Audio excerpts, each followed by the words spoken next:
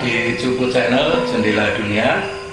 Kali ini kita akan ngobrol tentang ajaran Raden Mas Susro Kartono, tentang Sugih Tanpa Bondo dan sebagainya. Monggo Mas Ringo. Jadi untuk gambaran awal, Sugih Tanpa Bondo ini dalam versi terbaru digunakan dalam liriknya Sujiwo Tejo. Beliau menyuplik sebagian kata-kata dari ajaran syair dari Sosro Kartono, dari Raden Mas Panji Sosro Kartono. Kalau saya bacakan yang punya Sujiwo Tejo dulu ya.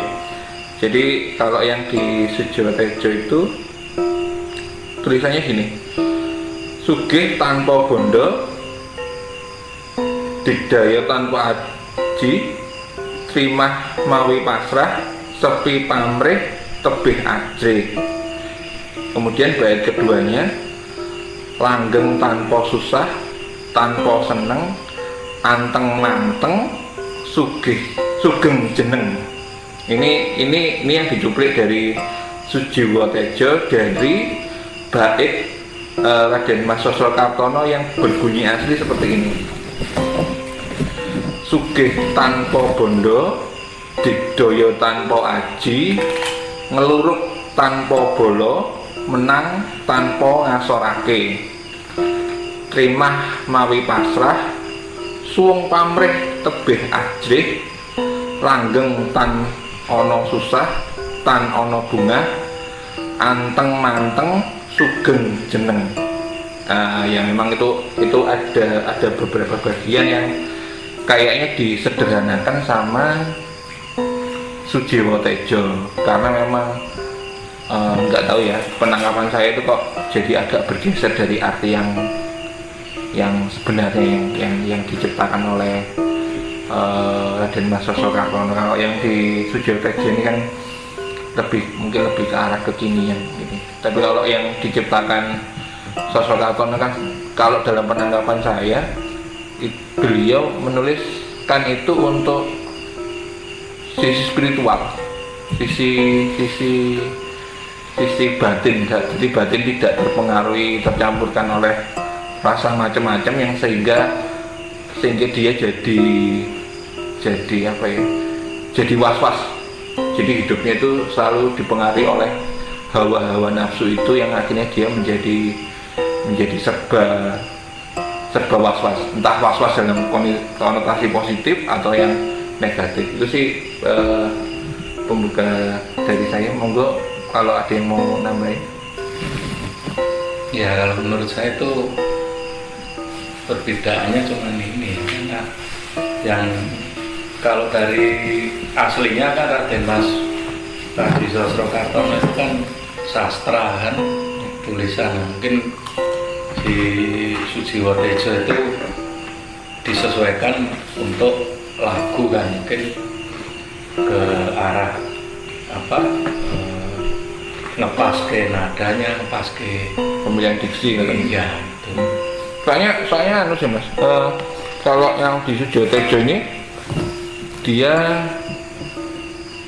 cuman mencuplik dua kalimat tuh, yang sugih tanpa bondo, digdaya tanpa aji. Tapi kalau yang di Raden Mas Susro Kartono ini kan agak lebih lengkap ya. Jadi sugih tanpa bondo, digdaya tanpa aji, ngeluruk tanpa bolo, menang tan ngasorake. Itu kan berarti ya jangkepnya memang itu. Iya, dia memang memiliki ketenangan yang luar biasa ya. Orang-orang yang memiliki ketenangan luar biasa kadang-kadang dia kan ya memang begitu tuh. Iya. Mbak Sulis gimana? Ya ini karena apa, tulisan dari Raden Mas Panji Sosro Kartono ini sebenarnya terlalu mendalam. Mereka juga saya rasakan itu ya. Pertama kan sugih tanpa bondo, apa yang menjadikan sugih atau kaya tapi bukan harta, yaitu salah satu pencapaian diri sendiri untuk mengkaya atau menggali kekayaan diri pribadi, yaitu kemampuan rohani. Artinya dalam diri kita itu kalau digali memang banyak sekali yang bisa dimanfaatkan, yang berteduh itu kaya hati, kalau secara mudahnya begitu.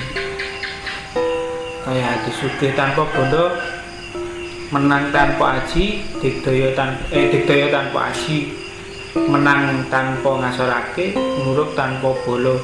Itu karena hati yang kaya itu akan melimputi, memberi kekuatan. Jadi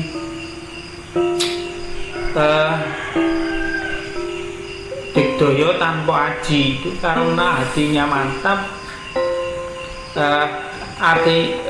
Bisa dibilang secara vertikal itu memang nyambung.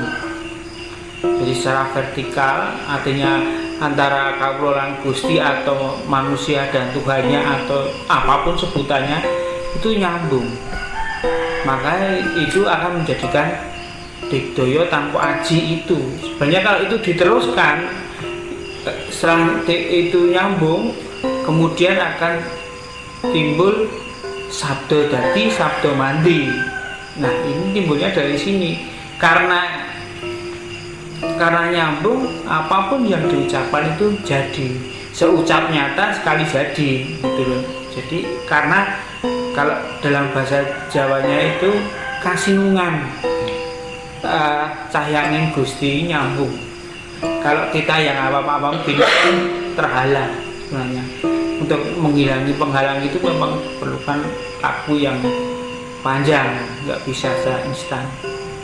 Nah, dari nyambung itu maka bisa karena vertikal, kemudian bisa untuk horizontal. Horizontalnya apa? Digdaya tanpa aji tadi sudah menjadi timbul, karena itu menjadi seucap nyata sekali jadi itu menjadi digdaya tanpa aji. Karena nggak punya aji, tapi apa perkataan itu menjadi kenyataan. Dan itu menjadikan kalau menghadapi musuh, ya musuhnya akan kewalan juga. Cukup seorang aja udah sana paling tidak akan merasa kalah wibawa, kalah perbawa, dan nanti akan yang cukup sendiri aja nggak usah. Dan kalau sudah sampai tahap itu, menang tanpa ngasorake itu yang penting, karena dalam jiwa yang telah menyatu itu pasti tidak akan menjatuhkan orang lain. Itu yang dimaksud. Jadi mampu dengan kemampuan itu mampu menghargai orang lain dan mengangkat orang lain itu. Jadi menang tanpa ngasorake. Dia merasa tidak dikalahkan tetapi tunduk. Ya. Selanjutnya bisa apa tadi? Selanjutnya tanpa bolo, menang tanpa ngasorake, anteng terima mawi pasrah, nah, suwung pamrih tebih ajri. Itu suatu kesatuan juga, masih satu kesatuan itu. Terima mawi pasrah itu ya karena secara vertikal itu sudah tercapai, maka dirinya cuma maslahan. Sebenarnya dia tidak memiliki pamrih apa-apa, hanya pasrah. Apapun kehendaknya Tuhan itu dipasrahkan, hidup matinya pun dipasrahkan. Terus sepi pamrih.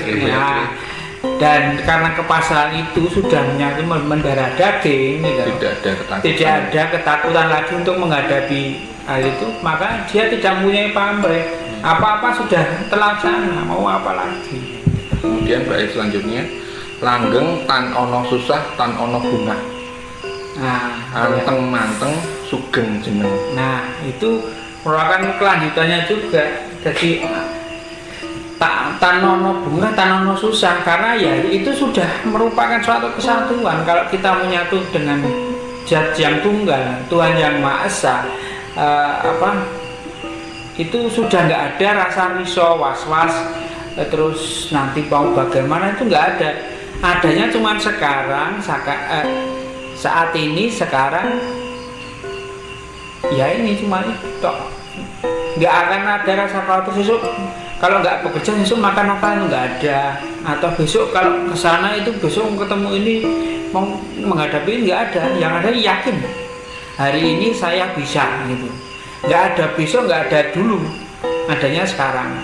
Dan itu karena vertikalnya itu ketuhannya itu secara garisnya itu nyambung. Nah setelah itu karena sudah nggak ada was-was dan tidak ada pamrih, maka dia akan cenderung kalem. Dan itu kan kalau dilihat kalem itu artinya tidak ada kesombongan dalam dirinya. Jadi kesombongan itu tidak ada. Jadi orang berilmu itu yang memang berilmu, yang secara vertikal nyambung itu titenane apa gitu titiannya yang ciri-cirinya itu orangnya itu pasti kalem, tidak akan bergejolak. Nah, dalam peribahasa sekarang ada air beriak tanda tak dalam. Kalau anteng itu mah membahayakan, tapi kalau beriak itu mah dolanan tau apa. Nek guyonane jadi dalan. Ya dalan Ya itu ya. Jadi kalau itu semakin tenang, semakin mapan itu, maka dia akan segala sesuatunya itu telah terpenuhi, maka dia akan anteng suger jeneng. Dia akan selalu mawas diri, selalu berkonsentrasi menyambung kepada Tuhannya, maka akan memberikan keselamatan bagi sekitarnya, tidak sendirinya saja tetapi sekitarnya ikut merasakan hal itu, ketentraman yang dibuat itu. Kalau sekeluarga ya bisa sekeluarga, kalau satu kampung bisa. Makanya ada istilahnya itu wali Tuhan atau wakil Tuhan yang ada di suatu kampung itu, masa satu kampung akan merasakan nikmatnya atau tentramnya begitu. Itu suatu rangkaian yang apakah sampai sedemikian hebat itu mudah? Ya sangat sulit. Logikanya gini, saya pernah teringat kata-kata dari beberapa teman saya itu bilang gini, kalau sebuah permata itu jatuh di tempat sampah, maka tempat sampah itu nggak bakal dibuang. Maksudnya digolei ya tempat sampah itu, tempat sampah itu ya tenang aja karena ada permata jatuh ke situ lah. Yang punya kan juga nyari. Tapi kalau permata sudah diambil, artinya pergi dari tempat situ, ayo dibuang tempat sampah. itu analogi yang ya kekinian lah. Kekinian gitu. Jadi ya memang beliau sendiri dalam menuliskan kata-kata seperti ini, saya yakin itu dari perjalanan keluar biasaan beliau yang beliau alami sedari muda sampai melalang buana dan dunia ini benar-benar akhirnya bisa menuliskan seperti ini kan. Prosesnya panjang dan itu memang istilahnya ketika kenapa sih saya sendiri kok mengidolakan Raden Pandji Soekartono, karena memang ketika dia menuliskan itu bukan kata jarene, maksudnya dia memang pernah melakukan hal itu ya. Bahkan sampai mendunia, bahkan namanya itu benar-benar terkenal banget di dunia. Tapi ya entah kenapa di Indonesia nggak sudah terkenal. Ya itu karena terakhir itu anteng-manteng sugeng jeneng. Dari kediamannya, artinya dalam diamnya beliau itu yang melakukan itu, maka dia akan terkenang di luaran dan namanya dia harum. Tapi kalau Raden Mas Pandji Soekartono ini karena ada sesuatu di zaman itu, jadi memang disidem. Waktu itu kan image-nya diarahkan ke komunis. Oh iya. Tapi salah satu hal yang menarik dari Raden Pandji Soekartono yang maksudnya dari dulu sampai sekarang itu saya kalau baca pidatonya ketika dia kalau nggak di PBB di Jenewa ya saya lupa ya, salah satu forum besar itu dia sempat bilang bahwa ketika matahari masih terbit dari timur dan tenggelam dari barat, saya tetap membela Indonesia gitu. Tapi ketika itu belum ada nama Indonesia, masih bilang Nusantara apa ya? Iya ada yang di tulisannya yang intinya dia tuh tetap sebagai orang Jawa, bukan ini. Iya. Orang Jawa, dan ada kok kata-katanya itu ya, yang meskipun dia nggak minder dengan apa orang Barat, kemudian bagaimanapun prestasinya ya dia persembahkan untuk sebagai orang Jawa. Dan itu kan maksudnya memang Cuma ya situasi politik kan beda. iya. Mau dulu aja lagunya Koes Plus pernah dilarang. Itu kan setiap zaman, setiap pemerintah kan beda-beda, itu terlepas benar atau tidak ya situasinya seperti itu. Kenapa tidak begitu terkenal? Yang lebih terkenal malah adiknya kan.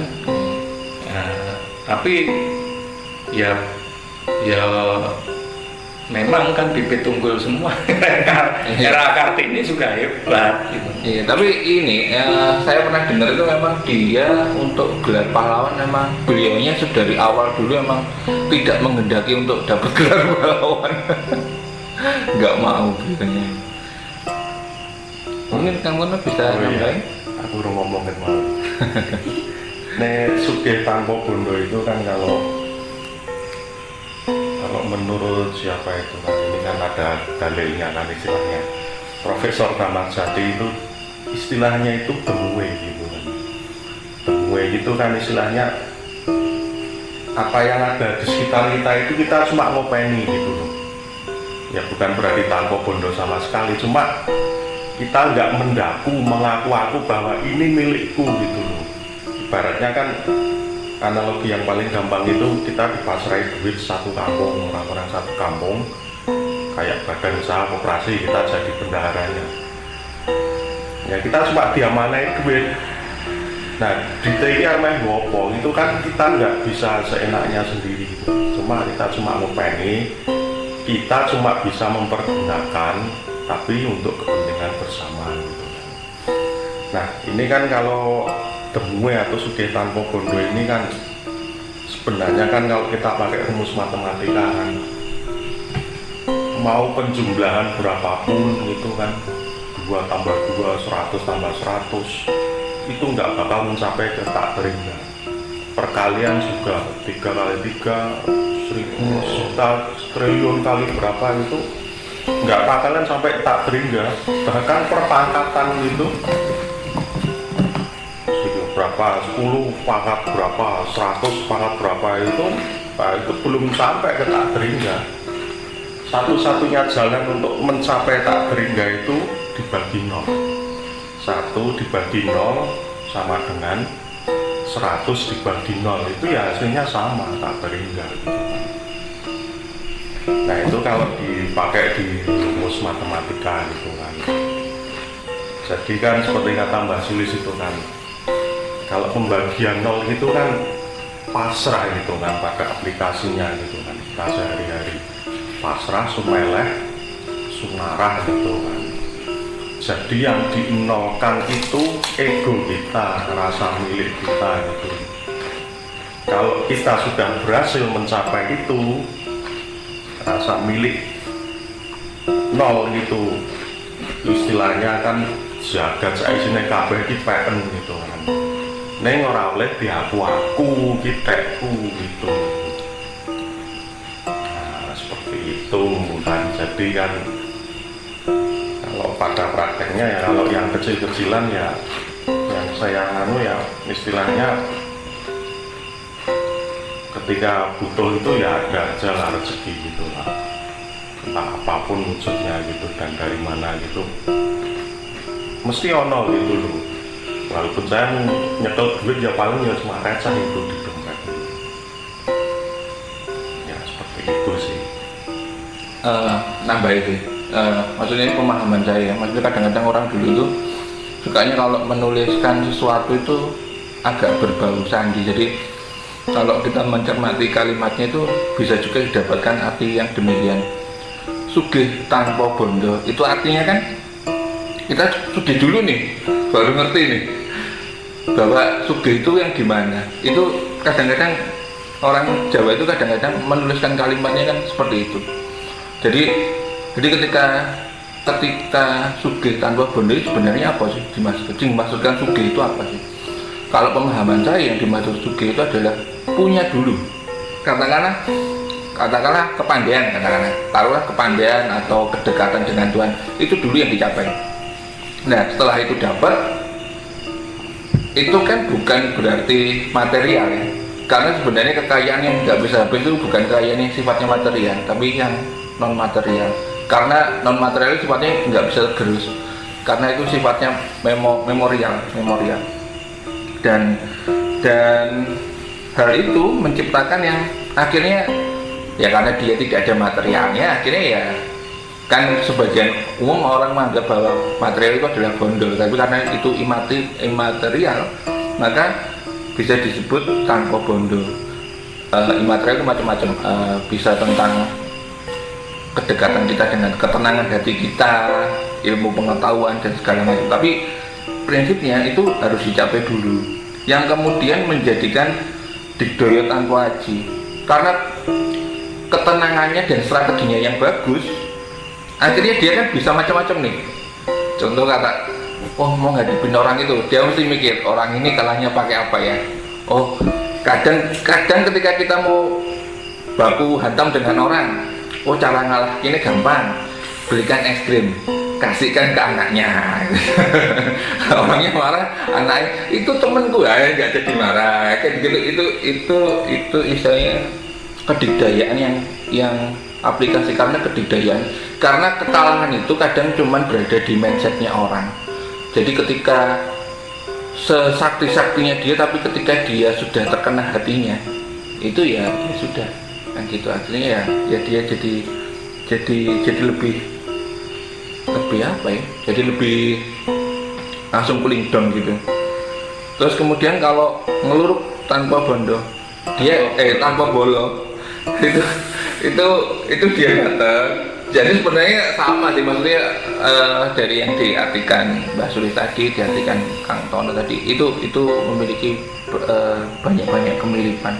Dan salah satu hal yang menarik dalam beberapa puisi Jawa itu kadang mengartikan per kalimat itu bisa per fase dalam hidupnya. Artinya per fase dalam hidupnya, ketika dalam fase ini kita mengartikannya ini, ketika dalam fase ini kita baca lagi, ternyata artinya ini, ketika fasenya ini, oh ternyata artinya ini. Ya walaupun kadang di luaran banyak yang memanipulasikannya untuk kepentingan yang lain ya. Jadi cuman sebenarnya sih itu artinya banyak kalimat-kalimat Jawa itu yang artinya bertingkat. Kalau saya pribadi itu yang tertarik itu yang di kalimat terakhir, anteng manteng sugeng jeneng. Jadi ketika dia memang sudah punya keteraman hati, kedekatan dengan ilahi, dia itu bisanya ya cuman ngelihat tanpa terpengaruh emosi. Jadi ya dia paling dilihat sana, oh guyuto, oh kayak itu anteng manteng. Jadi dia tenang, terus dia melihat, dia menikmati kehidupan, tapi dia tidak masuk dalam emosi kehidupan itu sendiri. Dan karena yang seperti itu, banyak orang yang akhirnya sungkan menganggap orang ini sosok yang lebih. Artinya dia kan terkenal di mana-mana. Makanya kadang-kadang kalimatnya cuman anteng manteng gitu. Tapi artinya itu bisa luas. itu kelebihan kosakata Jawa sih. Itu kalau menurut pemahaman saya sebenarnya. Ya, kosakata Jawa kadang-kadang sampai sekarang sendiri saya kadang-kadang, walaupun saya dilahirkan dalam suku Jawa, tapi kadang-kadang kalau ngelihat, ternyata artinya bisa gitu ya, bisa gini ya, bisa gitu. Makanya kadang-kadang kalau ada kalimat Jawa, terus kemudian saya disuruh translate bahasa Indonesia, itu saya mengalami kesulitan yang luar biasa, karena bagaimana untuk mengartikannya, karena itu artinya bisa luas banget. Itu sih, itu kalau dari saya. Ya kalau saya sih setuju ya, dan menurut saya itu semua itu satu rangkaian. Karena kalau itu kita nggak bisa melihatnya itu secara wantah. Jadi karena kalau kalimat per kalimat diartikan wantah itu nggak nyambung kan. Pertama kan sugih tanpa bondo itu berarti kan kalau kita mengartikannya itu sugih itu kekayaan dan bondo itu adalah harta, itu nggak akan nyambung dengan seperti tanpa aji ini baru ngerembuk ini kok terus ke lompat ke Satria, situ ya. kemudian ke ngeluruk tanpa bolo ini kan ke peperangan, Iya. terus menantang Ngasorake ini masih gaduk dengan, walaupun masih gaduk tapi ini kan beda kalau kita menerjemahkannya itu wantah, bahwa sugih tanpa bondo itu image kita itu tentang kekayaan, tentang itu saya kira nanti nggak bakal nyambung. Jadi saya lebih setuju bahwa itu memang satu kiasan yang bahwa sugihnya itu ya bisa sugih ilmu, sugih pengetahuan, kaya hati itu kan. Kemudian kalau digdaya tanpa ajinya itu juga tidak bisa kita artikan kemampuan fisik, kemampuan supranatural, kemampuan kanuragan juga tidak. Ini kan bisa diartikan bahwa dengan kemampuan dengan kekayaan hati, kekayaan ilmu itu dia menjadi digdaya walaupun tanpa aji, tanpa belajar kanuragan, tanpa belajar ini dia udah digdaya karena ya sugihnya ilmu tadi, sugihnya hatinya tadi. Nah, ngelurupnya ini juga bukan berarti nyerang orang. Itu ngeluruk itu berarti kan bisa saja itu sanepan bahwa ngeluruknya itu kan ngeluruk kita itu berjuang untuk dalam kehidupan. Jadi bukan rivalitas, bukan pertempuran kan. Bahwa kita dengan memiliki kekayaan hati, dengan ini walaupun sendirian pun kita berani berjuang dalam kehidupan ini sehingga kita bisa menang artinya ya kalau istilah sekarang bisa sukses itu kan nggak harus mengalahkan orang kan, seperti itu.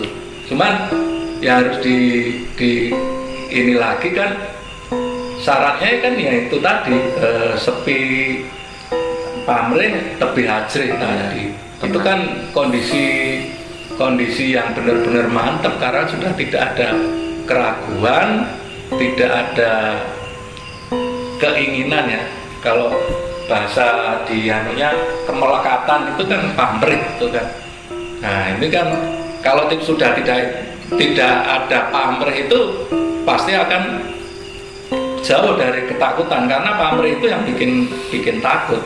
Kalau kita berharap itu kan pasti akan kecewa. Nah kalau kita tidak punya harapan ya kita nggak punya takut lagi tentang kecewaan. Kalau kita tidak punya keinginan, kita juga tidak takut lagi akan kegagalan seperti itu, sehingga jadinya ya tentrem ayem tadi, tidak ada, makanya kan tidak ada rasa seneng tapi juga tidak ada susah, itu kan tentrem. Nah ini kan ya Jawa itu kan yang diarah tentrem. Kalau orang-orang Barat kan happiness kan, ya, bahagia.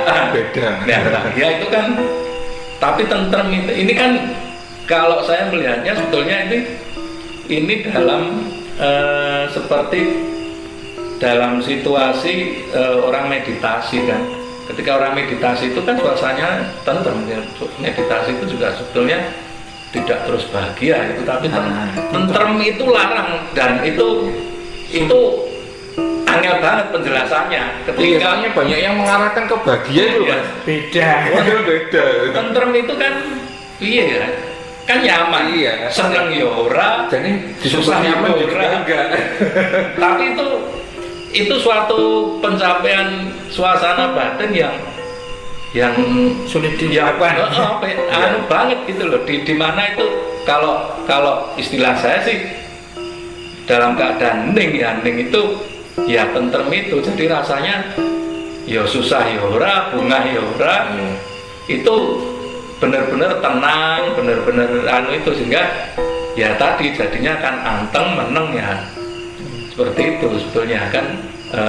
Kalau menurut saya seperti itu, karena orang kan ngejarnya bahagia, ini era bahagia sedih, orang bahagia gitu.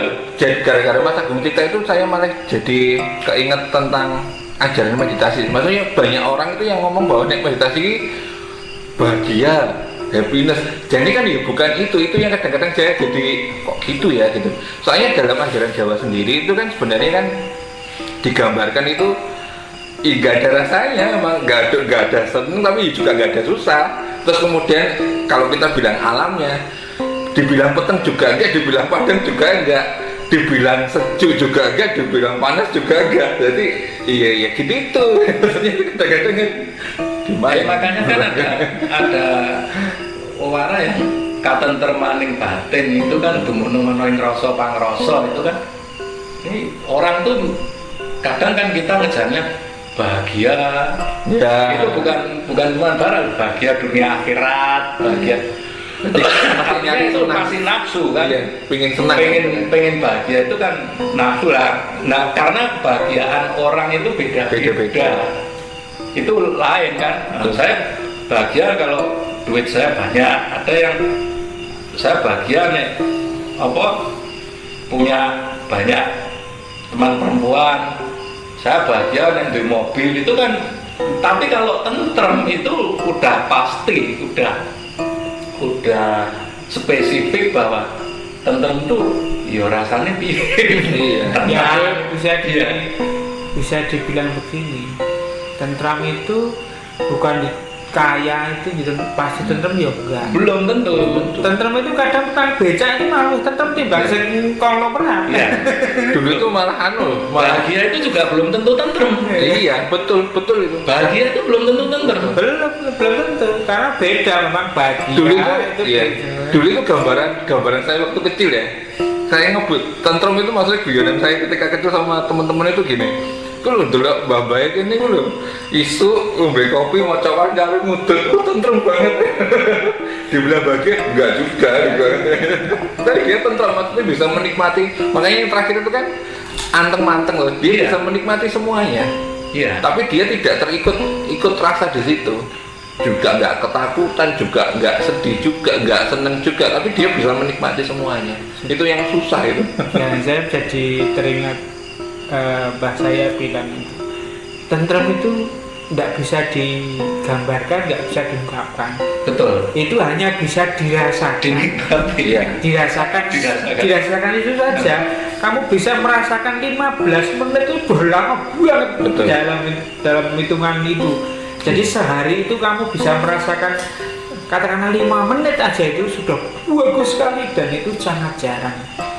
Dan saya bisa bayangkan itu. Tentrem itu nggak ada lawan katanya ya. Saya gini Mas, di beberapa aliran itu ada yang bilang tentrem itu rasa sejati.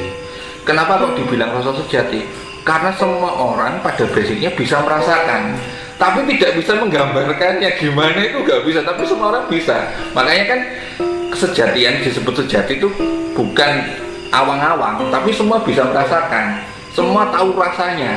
Tapi untuk mengulanginya nggak ngerti. Ya. Tapi semuanya pernah. Ya, tapi itu ada kuncinya. Ya. Untuk sampai ke sana. Ya kuncinya apa? Anteng-manteng itu. Artinya kita berusaha untuk menyatukan, kalau dalam bahasanya apa itu, kita rasa Cipta ini nyambung dengan ke atas. Yeah. Itu kalau nyambung bener-bener nyambung itu, pada saat nyambung ini tek gitu sambung. Makanya kalau dalam kejawen istilahnya eling, selalu eling kasane Gusti itu. Kalau ini nyambung dan terus eling, maka akan timbul tentrem itu. Makanya itu harus diupayakan, dilatih setiap hari. Kalau tidak, kalau ini sudah bisa lagi, ya tentremnya itu akan hilang lagi. Ya itu tentrem, nek bahagia sedih, nek tentrem apa? Soalnya gini. Katanya apa tentrem? Maksudnya ini saya cerita pengalaman pribadi.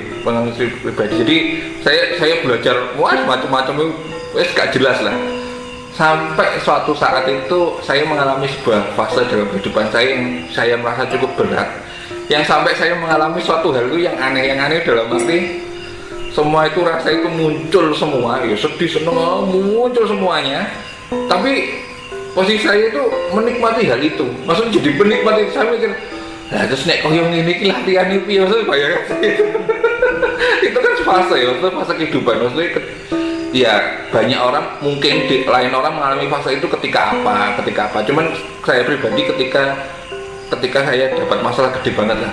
Makanya kan kalau guyorannya orang-orang itu gini, sebenarnya ketika susah itu adalah rezeki, ketika senang itu adalah masalah.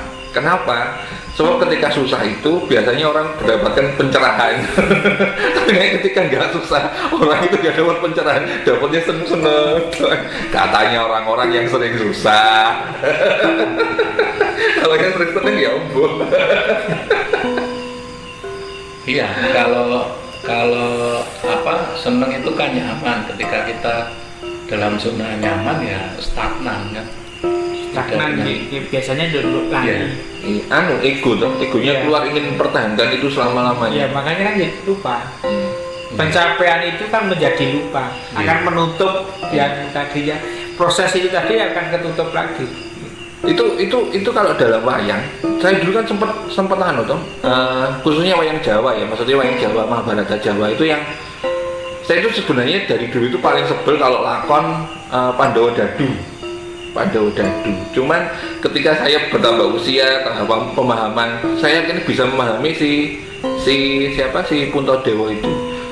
Si Puntadewa itu mikirnya gini, kalau ini negara ini nggak tak pertaruhkan semuanya, jadinya stagnan dan akhirnya egonya adik-adikku tinggi. Akhirnya ya sudah, kita harus latihan lagi karena sudah merasa bahwa si Astina itu adalah hak kita, negara kita yang isinya luar biasa, dan akhirnya dia merasa adik-adiknya itu egonya semakin tinggi.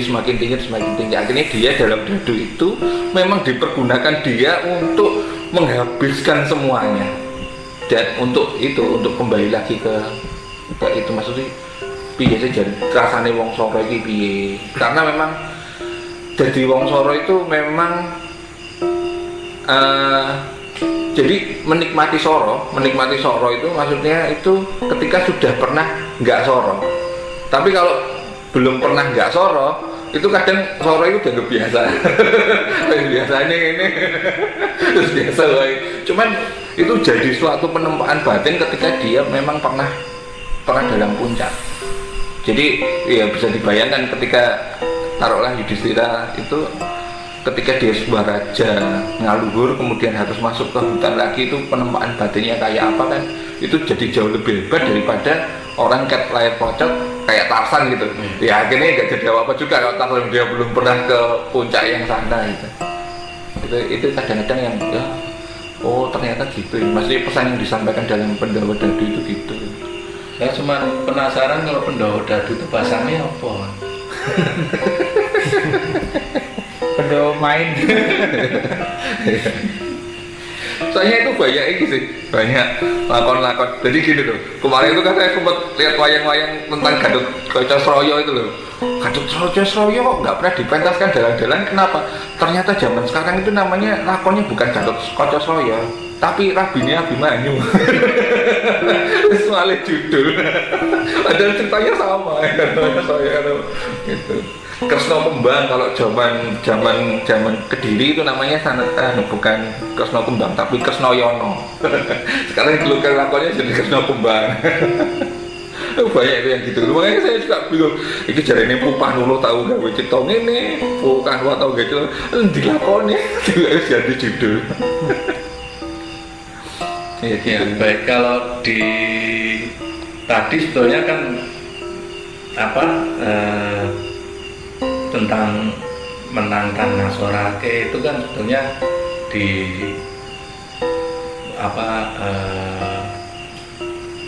istilah Jawa ada juga kan yang menyebutkan pager mangkok itu lebih kuat daripada pagar tembok. Nah itu kan implementasi dari itu. Jadi lebih baik berbaik hati dengan tetangga itu daripada kita memasang pagar yang Tinggi kuat, besar. itu lebih aman seperti Itu secara yang diterjemahkan secara harafiah, maksudnya diimplementasikan dalam kehidupan. ya. Iya. Saya kira itu.